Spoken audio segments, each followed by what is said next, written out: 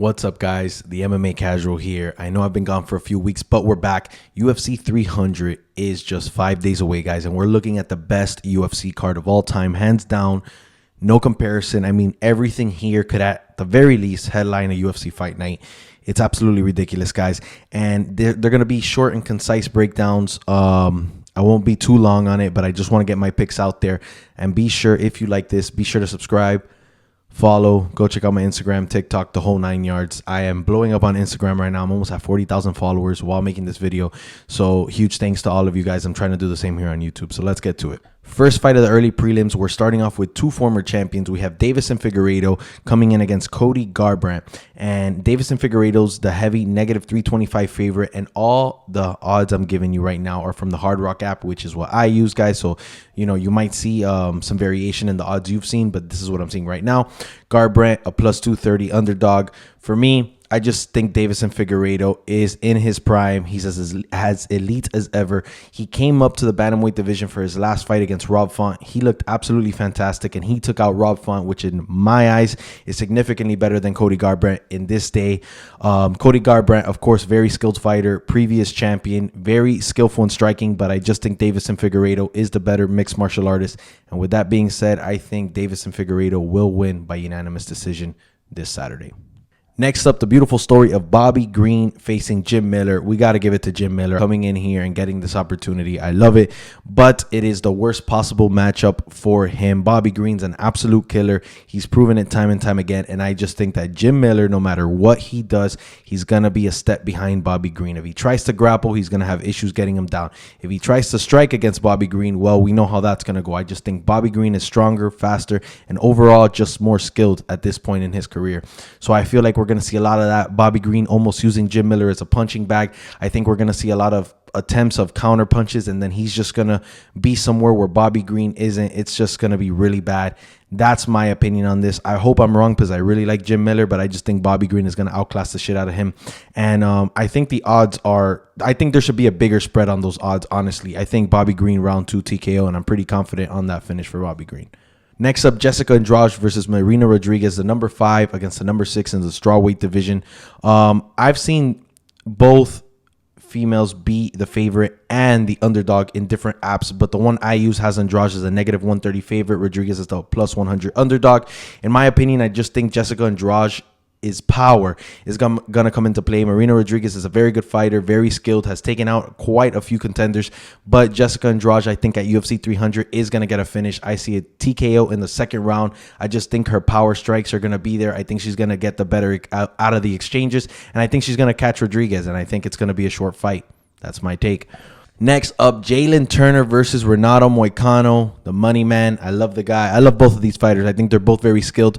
I think Ronal Moicano is the best guy in the UFC on the mic right now. He's just absolutely hilarious. But we're not worried about mic work. We're worried about inside the octagon. And inside the octagon, I think Jaylen Turner is an absolute nightmare. Just an absolute monster in the lightweight division. I mean, this guy is the tarantula for a reason. He's as big as it gets in that division, and I think no matter what Ronaldo decides to do, if he tries to try to grapple with him, try to strike with him, I think Jaylen Turner is going to get the best of him. I think that Moicano could have a lot of early success in grappling, hopefully tire out Jaylen Turner if that's his game plan. But if he tries to strike with Jaylen Turner, I see Moicano face down on the canvas. It's not going to be his game. Last fight, he went on and said, hey, it always can't be entertaining. Sometimes I got to just grapple with these guys, stay on top. But Jaylen Turner's a real hard fighter to keep down. He's able to get up from a lot of positions. I don't think that grappling is going to be easy against him, even though Moicano could grapple very well. But I think Jaylen Turner is going to find the TKO here late in the fight. Round 3 TKO, Jaylen Turner. That's my pick. And he's a -260 favorite. And Moicano's coming in as the +185 underdog. Let me know what you think below. Next up, a real exciting fight in my opinion. We have Sadik Yusuff versus Diego Lopez. Diego Lopez is coming in as the -140 favorite. Sadik is the +105 underdog. In my opinion, I guess this is a little biased. I try not to be biased, but I freaking love Diego Lopez. He is such a good fighter, so crafty. I think he's a badass.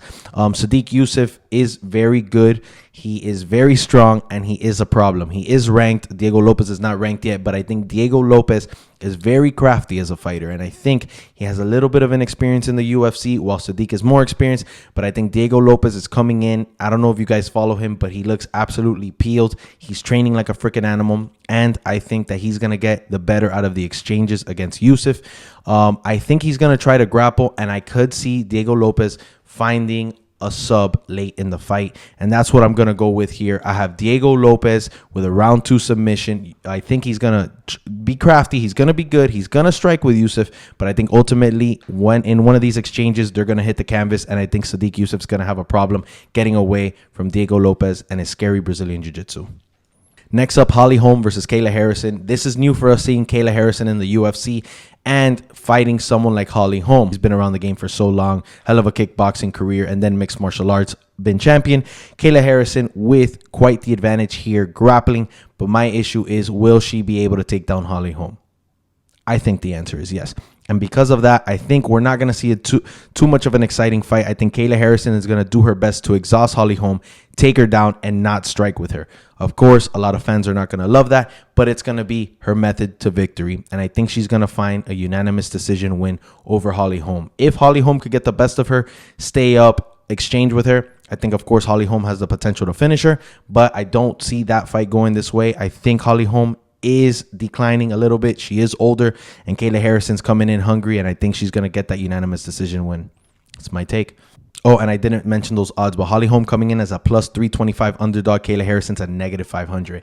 I don't like those betting odds, even though I agree with Kayla Harrison winning, but I just don't think they're worth it. Next up, Calvin Kattar versus Aljamain Sterling. These odds are kind of messing with my head because Aljamain Sterling's a negative 160 favorite. Calvin Kattar a plus 120 underdog. But the thing here is that I've seen Calvin Kattar be the favorite in some books, and I don't understand it. I think Aljamain Sterling should be a heavy favorite in this fight.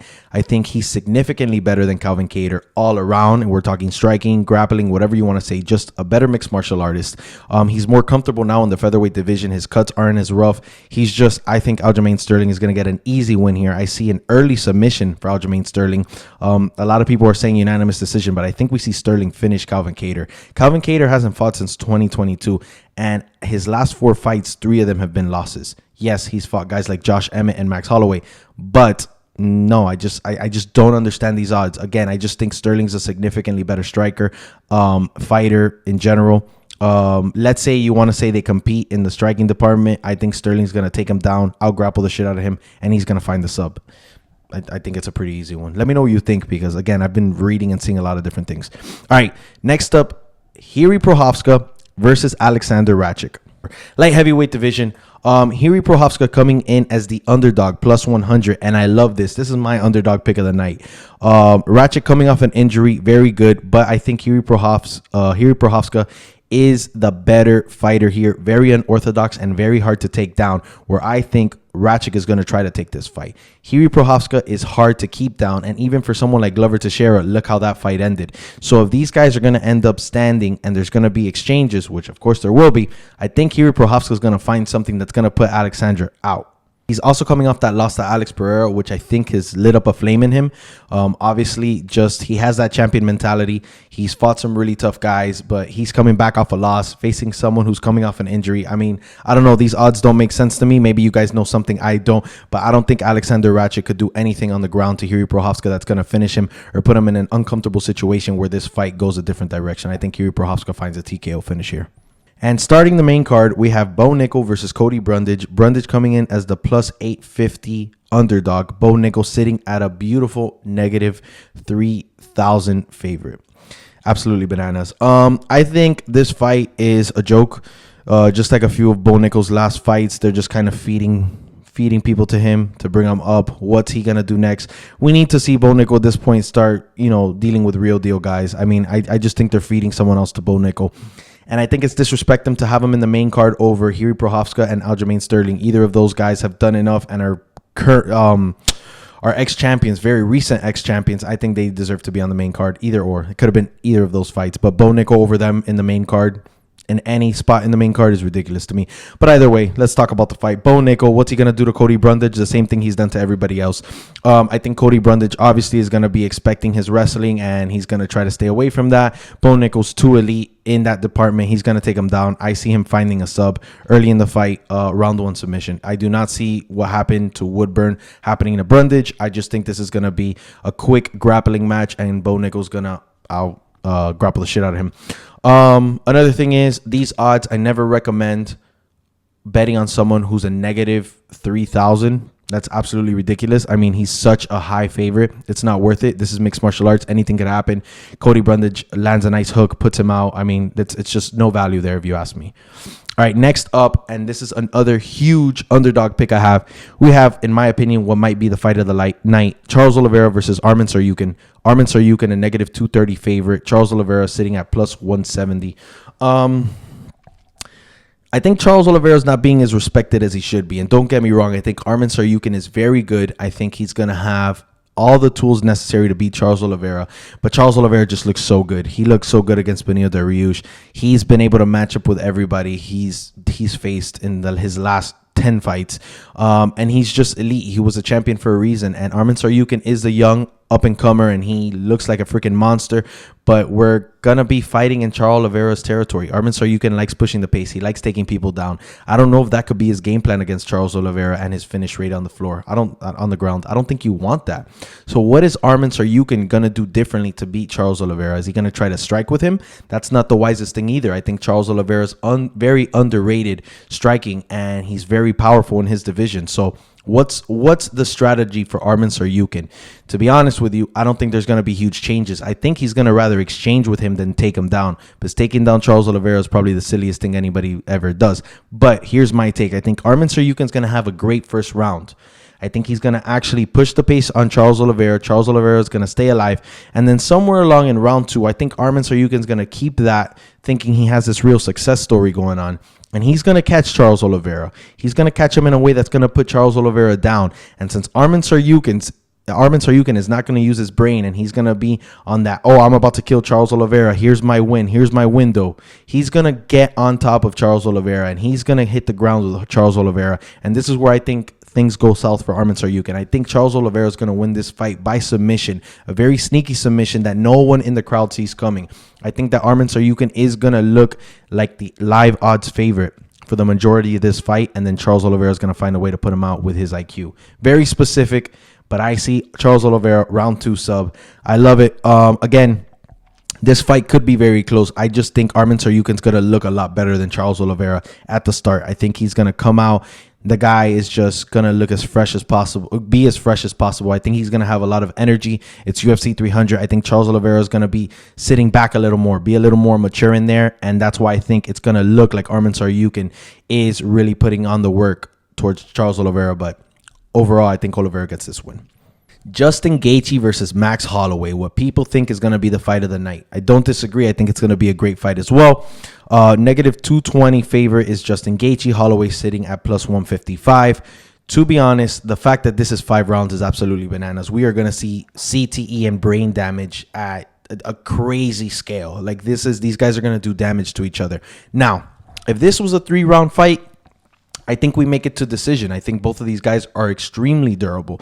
But the fact that it's 5 rounds, I don't know if it's just me, but I don't think there's a man on the planet who's going to choose to strike with Justin Gaethje and could last 5 rounds. Again, if it was 3 rounds, I see decision. I think Max's chin holds up. But 5 rounds, I don't think anybody makes it 25 minutes in there. I don't think Max Holloway's coming in to grapple with Justin Gaethje. I don't think he's trying to use this crazy strategy against Justin Gaethje. I think Max Holloway is there to entertain. I think they're really taking this BMF belt to the next level. I think they want to prove that they're the best strikers in the world, the baddest mofos. Nobody's shooting in this fight. Everybody is just absolutely exchanging, sitting in the pocket, trying to land the better exchanges, which for Max Holloway has been very good up to now. For most of his fights, he does so much damage, lands so many strikes. But the problem with Max Holloway is that he'll land 40 punches, but he's going to take 30.